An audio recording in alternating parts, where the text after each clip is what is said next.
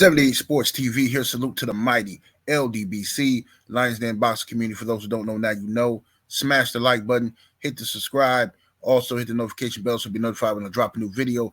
If you're digging the video, go ahead and share this joint. So you won't believe this, man, but Erickson Lubin, 154-pound contender, calls out Errol Spence Jr.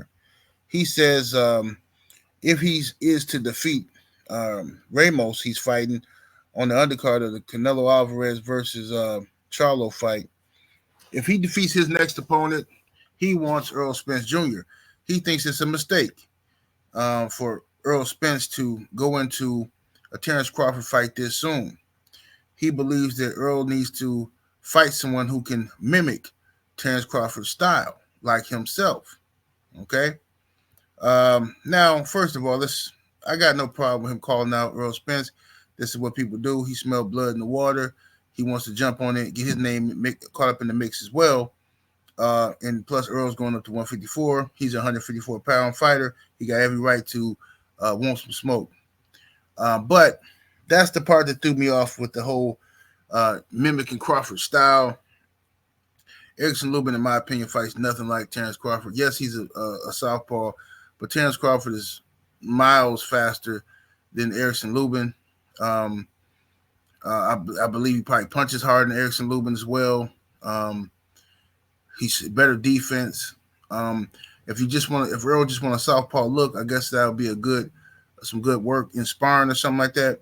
Look, I don't care either way. I understand why Earl wanted his get back right away, and I understand that. If he wanted to wait and get another fight in to work on a few things, I wouldn't have a problem with that either. You know what I'm saying?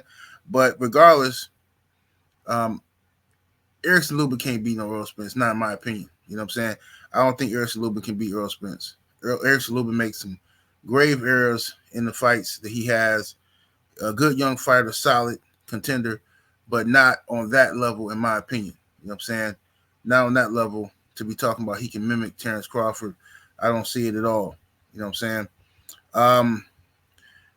Also, many people think Lubin is going to have trouble in his next fight. Like the Ramos cat, like that might be a war. You know what I'm saying? That might end up being a war. There's no guarantee that Erickson Lubin wins that fight. So, you know, while I understand him calling out Earl, because Earl is now at 154, I think he needs to keep his eyes on his opponent he got in front of him, because this is a dangerous guy. And, you know, Erickson Lubin gets hit a lot.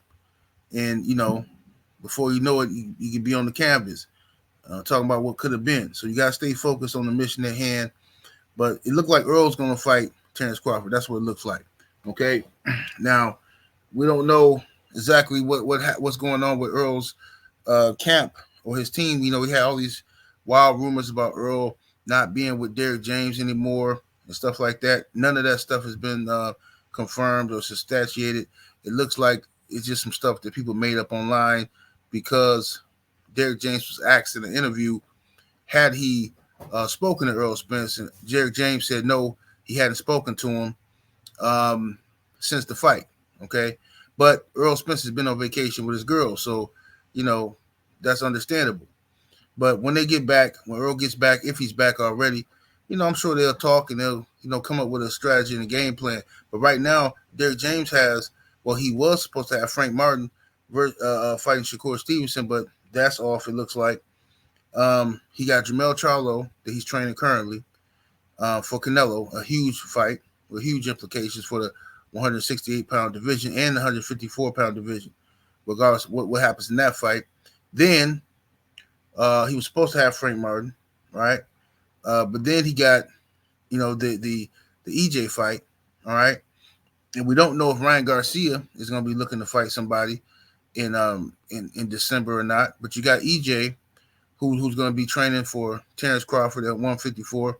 And then right after that, he's going to have AJ versus Wilder, if AJ and them rise to the occasion. But from what I'm hearing, it looked like I predicted, Eddie Hearn and Anthony Joshua trying to wiggle out of the Wilder fight. Wilder waited for these dudes.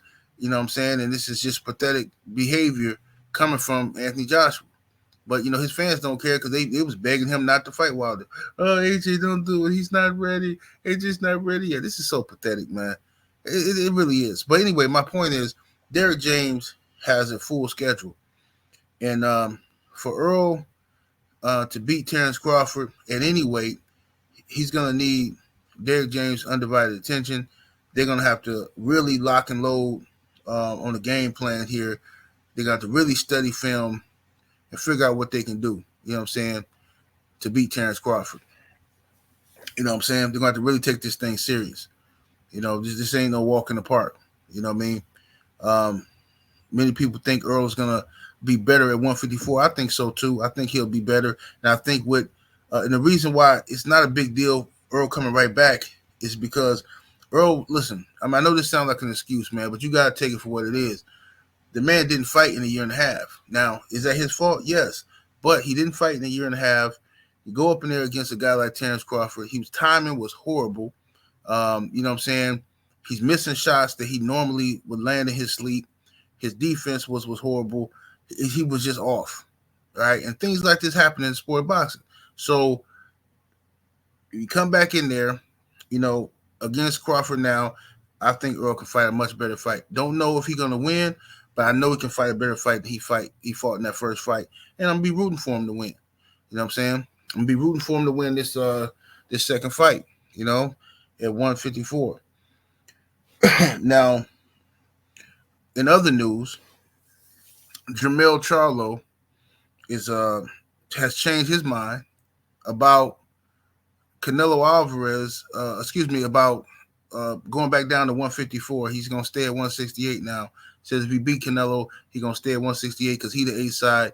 Crawford got to come up to 168 to fight him. This is exactly why I said Terrence Crawford should not have said he would go to 168. Didn't I say that? Everybody's like, no, man, he believe in himself, man. No, man, he like, bro, you don't say that because they're going to hold you to that, right? Everything you say in this sport gonna be used against you. He said he would go to 168. So now when they hear that, they're like, oh, okay. Well, yeah, come up to 168 then. People going to look for any advantage they can get, right? You just had Jermell talking about he's going to come back down to 154 to defend his titles against Crawford. Crawford opened his mouth. Oh, I'll go to 168. Boom. It's all over. Now you got to go to 168 or you ain't getting no shot. You see what I'm saying? And that's how quickly it happens. You got to be careful of the stuff come out of your mouth. These dudes be listening and they adjust. You know what I'm saying? They move accordingly, But anyway, y'all let me know what y'all think about what Erickson Lubin had to say about Errol Spence Jr. Do you think Erickson Lubin versus Errol Spence is a good tune-up fight for Errol Spence? Y'all let me know what you think. 780 Sports TV. Salute to the mighty LDBC. I'm up out of here. Deuces.